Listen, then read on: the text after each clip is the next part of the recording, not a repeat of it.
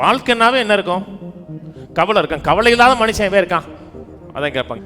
ஆனா கர்த்தர் சொன்னார், கவலைப்படாதிருங்கன்னு சொன்னார். மத்தேயு 6ஆம் அதிகாரம் திருப்போம்.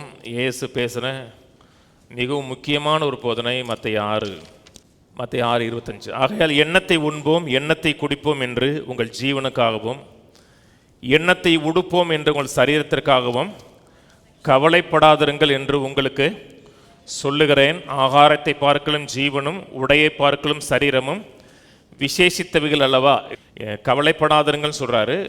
இந்த கவலைப்படாதிருங்கள் வார்த்தையை நீங்கள் கேஜேவி பைபிளில் படித்து பார்த்தீங்கன்னா, அந்த கிங் ஜேம்ஸ் வேர்ஸில் படித்து பார்த்தீங்கன்னா ஒரு வார்த்தை யூஸ் பண்ணுறாங்க. அது கரெக்டான வார்த்தை. டேக் நோ தாட்ன்னு இருக்கும். கவலைப்படாதிருங்கள் சொல்லும் பொழுது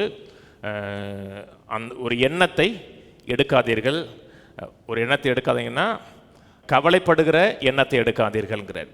கவலைப்படுகிற எண்ணத்தை, பயப்படுகிற எண்ணத்தை, வேதனைப்படுகிற எண்ணத்தை எடுக்காதீர்கள்ங்கிறார். அதனால தான் தமிழில் நம்ம கவலைப்படாதீர்கள்ங்கிறார். வாழ்க்கை குறித்து சிந்திக்கணும். வாழ்க்கை குறித்து, வாழ்க்கை எப்படி இருக்கணும், பிள்ளை எப்படி இருக்கணும், எதிர்காலம் எப்படி இருக்கணும், ஊழியம் எப்படி இருக்கணும், எல்லா காரியத்தை குறித்தும் கட்டாயம் நம்ம சிந்திக்கணும்.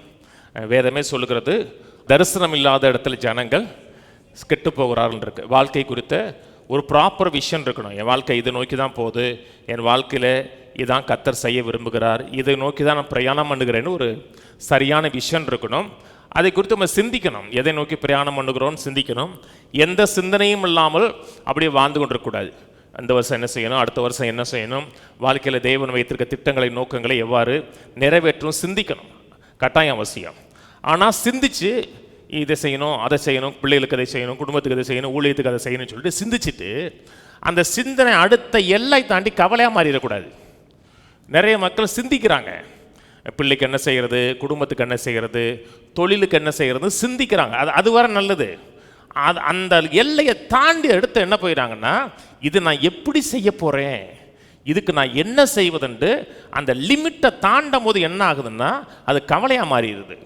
சிந்திப்பது நல்லது, ஆனால் சிந்தனை கவலையாக மாறுகிறது என்றால் அந்த எண்ணத்தை எடுக்கக்கூடாது. அந்த எண்ணம் என்ன செய்யும் என்றால், முதல் காரியம், கர்த்தர் சொன்ன வார்த்தை மீறுகிறோம். எதை குறித்தும் கவலைப்படாதவர்கள் சொன்னார், முதல்ல கவலைப்பட ஆரம்பிக்கிறோம். ரெண்டாவது காரியம், நம்ம எதை குறித்து சிந்திச்சோமோ, வாழ்க்கையில் என்னவா மாற வேண்டும், எதை நோக்கி பிரயாணம் பண்ணுகிறோம் என்று சிந்திச்சோமோ, தரிசனம் கண்டோமோ, அந்த நோக்கத்தை நிறைவேற்றுவதற்கு தேவனுக்கு நம்ம இடம் கொடுக்காமல் போயிடும். கர்த்தர் அந்த இடத்த, அந்த சூழ்நிலையில் உதவி செய்வதற்கு கர்த்தருக்கு வாய்ப்பே கொடுக்காமல் போயிடும். என்றால் எந்த இடத்துல கவலைப்படுகிறோமோ, எந்த இடத்துல நாம் பயப்படுகிறோனோ அந்த இடத்துல கர்த்தர் வேலை செய்ய முடியாது.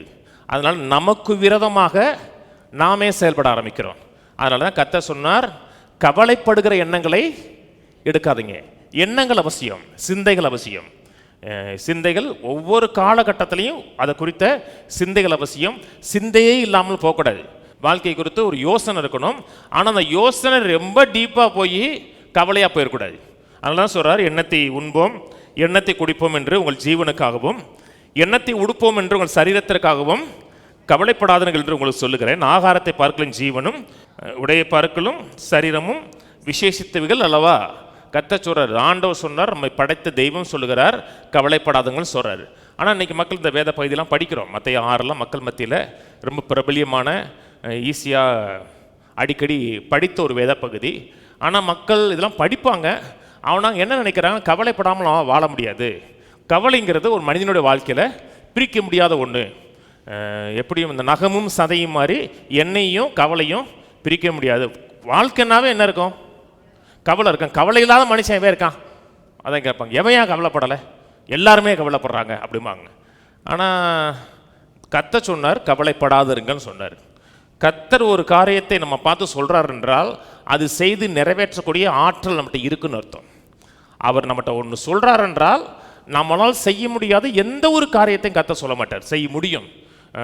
கர்த்தர் அன்பு கூறுன்னு சொல்கிறார் இல்லையா? ஒரு சத்ருவை சிநேகின்னு சொல்கிறாருன்னு என்ன அர்த்தம்? சத்ருவை சிநேகிக்கூடிய அந்த அன்பு நமக்குள்ளே இருக்குன்னு அர்த்தம். ஒரு காலத்தில் இல்லை, ஒரு காலத்தில் சத்ருவாக இருந்தோம்னா அவன் நம்ம சத்ருவாக தான் இருப்போம்.